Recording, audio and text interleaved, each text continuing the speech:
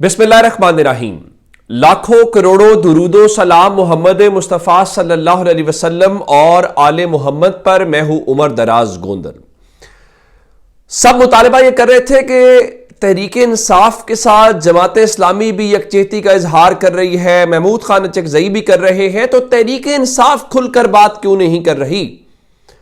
तो बिल आखिर पाकिस्तान तहरीक इंसाफ की जानिब से आज एक प्रेस कॉन्फ्रेंस भी हुई है और तहरीक इंसाफ ने ऑफिशियली एक नया स्टांस भी लिया है, क्योंकि इस वक्त तनाजा सारा बना हुआ है कि इस्लामाबाद में क्या हुआ है।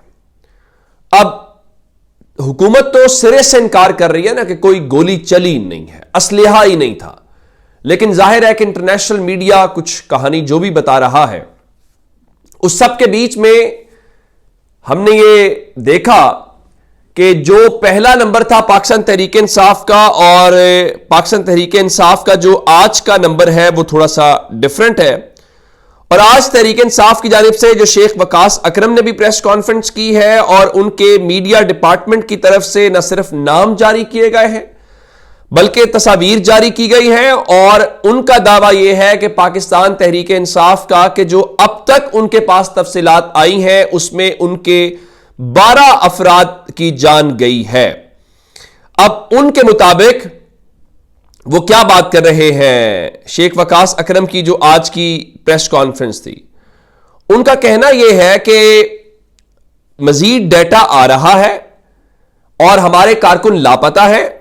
हमें खदशा है कि हलाकतों की तादाद ज्यादा होगी, लेकिन जो अब नंबर है वो 12 लोग हैं। उन शहीद कारकुनों के जो उनके मुताबिक नाम और अजला जो मीडिया से शेयर किए गए हैं उसमें एबटाबाद से ताल्लुक है, उसमें एक चारसदा से ताल्लुक है, कोटली सतिया से ताल्लुक है, इस्लामाबाद से है और डेरा गाजी खान से है। अब आप जानते हैं कि शाहिद खाकान अब्बासी ने 3 लोगों की गवाही रात दी कि 2 उनके हल्के के और एक उनके जानने वाले जो हैं गए। अब तहरीक इंसाफ जिन 12 लोगों का क्लेम कर रही है या उनका दावा है, उन्होंने उसकी एक मिसाल दी है।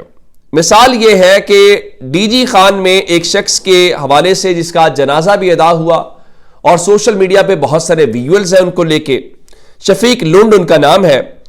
और शेख वकास अकरम ने आज ये दावा किया है कि डेरा गाजी खान के जो उनके कारकुन थे शफीक लुंड, उनकी मैयत 3 दिन तक नहीं दी गई और दबाव बढ़ने पर रावलपिंडी से इस शर्त पे दी गई कि आपने ये कहना है कि उनका डी चौक में एक्सीडेंट हुआ और एक्सीडेंट के साथ उनकी मौत हुई, तो उनका किसी फायरिंग से या किसी और वाक़े से कोई ताल्लुक नहीं है। अब तहरीक इंसाफ के दावे के मुताबिक उनका जो एक कारकुन है उसका नाम मोहम्मद इलियास और जई है, ताल्लुक कोहाट से है और इस्लामाबाद भी साथ लिखा है, तो इसका मतलब है शायद इस्लामाबाद में रहते थे। इमरान अब्बासी का ताल्लुक हरीपुर से बताया गया है, अब्दुल कादिर का ताल्लुक एबटाबाद से है, मुबीन मलिक का ताल्लुक एबटाबाद से है, मलिक सदर अली जो है उनका ताल्लुक मर्दान से है, मोहम्मद अली चारसदा से है, सरदार शफीक खान जो है वो जिनकी बात हुई है डेरा गाजी खान से है, अनीस सत्ती जो है कोटली सतिया से है और इनकी कब्र के ऊपर आज गए हुए थे सलमान अकरम राजा भी। अच्छा, ये हो गए 8 लोग। 9वें पे हैं अहमद वली मोहम्मद, इनका ताल्लुक पशीन बलूचिस्तान से है और इनके हवाले से बीबीसी ने भी रिपोर्ट किया कि उनकी तदफीन हुई है। उसके बाद 10वें नंबर के ऊपर अब्दुल रशीद है, इनका ताल्लुक कला सैफुल्ला से है, यानी ये भी बलूचिस्तान से है।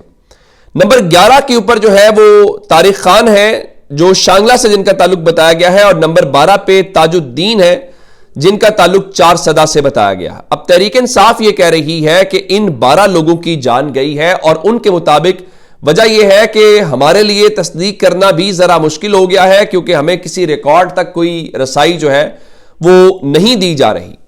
चले, अब मेरे ख्याल से सब लोग जो दावा कर रहे हैं, अब तहरीक इंसाफ ने जब ये कहा गया कि आप बता नहीं रहे तो उन्होंने बता भी दिया है और अब इसकी तहकीकात हो जानी चाहिए और तहरीक इंसाफ को भी सोचना चाहिए। आज ऑफिशियली तहरीक इंसाफ ने ऐलान किया था खैबर पख्तूनख्वा के अंदर, क्या सरकारी सतह पे सोग का ऐलान है, असेंबली का ऐलान था और वहां से जो रिपोर्टर्स हैं, जो जर्नलिस्ट हैं, उनका बताना यह है कि खैबर पख्तूनख्वा हुकूमत इतनी बेबस है या इतनी बेख्तियार है कि कल सूबाई असेंबली में सोग का ऐलान किया गया और आज जो इंतजामिया है उसने सोग का कोई एलामिया जारी नहीं किया। यानी नोटिफिकेशन भी होना होता है ना, सिर्फ ऐलान नहीं होना होता, जिसका मतलब होता है कि वहां पे मुख्तलिफ तकरीबात और सब कुछ। ऐसा कुछ नहीं हुआ। यानी उस सूबे के अंदर तहरीक इंसाफ जो है वो ये कर रही है। फिर आज एक इल्जाम लगाया उमर अयूब साहब ने, उनका कहना यह था, दावा यह था कि रेंजर्स को हरीपुर में लगाया गया था। अब उनके मुताबिक आप सूबे के अंदर पैरामिलिट्री फोर्स को नहीं लगा सकते जब तक रिक्विजिशन ना हो, तो विफाक ने वहां पे मुदाखलत की है, ये उनका ये भी क्लेम था। तो इससे अंदाजा होता है कि खैबर पख्तूनख्वा में तहरीक इंसाफ की हुकूमत को कैसे मफलूज या अपहज किया गया है। फिर बुशा बीबी के हवाले से मैंने आपको बताया था कि रात नैब की टीम पहुंच गई थी उनको गिरफ्तार करने के लिए, और अभी तक नैब की टीम जो है वो उनको गिरफ्तार तो नहीं कर सकी। अब इत्तलात ये है कि उनकी वापसी हो गई है। लेकिन इस्लामाबाद में ये जो सब कुछ हुआ है, मैं आपके सामने कुछ और होशरुबा तफसीलात रखना चाहता हूं जिससे आपको पिक्चर थोड़ी और क्लियर हो जाएगी। इस्लामाबाद में तहरीक इंसाफ के इस एहतजाज से निपटने के लिए 33 करोड़ रुपए खर्च किए गए हैं। वो 33 करोड़ रुपए जो है वो एयरवाई के मुताबिक किस सूरत में खर्च किए गए हैं?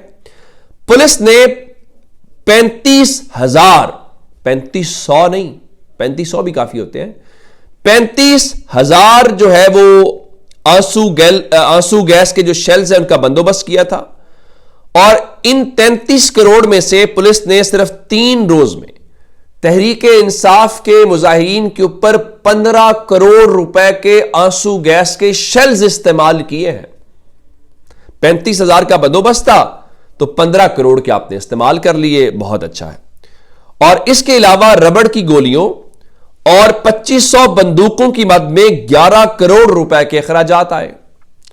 और उसके अलावा जो कंटेनर्स लगाए गए उनका खर्चा 7 करोड़ रुपए हुआ, तो 15 और 11 26 और 7 33।